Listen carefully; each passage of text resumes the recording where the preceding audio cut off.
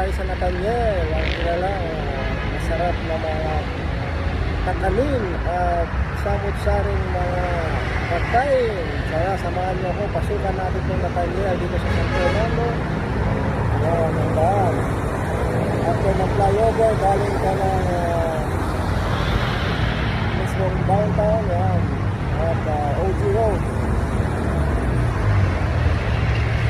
Pasukan natin ng Nathaniel. Kung galing ka naman ng Quezon na dito siya, yun sa kabila. Yan, samahan niyo ko, pasukan natin. Ayan, mga nakasunod na pagkain dito sa Nathaniel.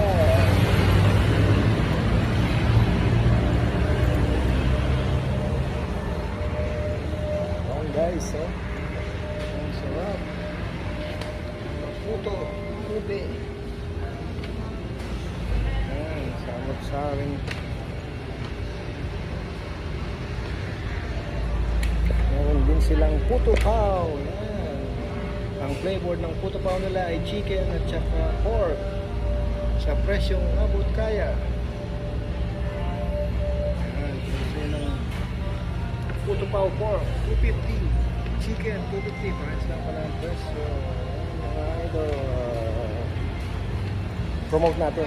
Okay.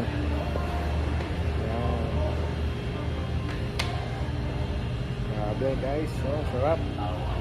Yan. Kapag kayo ay nag-crave ng mga samot-saring mga kakanin, dito lang yan sa Nathaniel.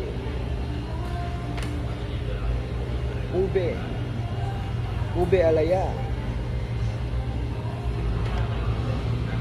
Meron din siyang maha blanca, yan, sa halagang 155.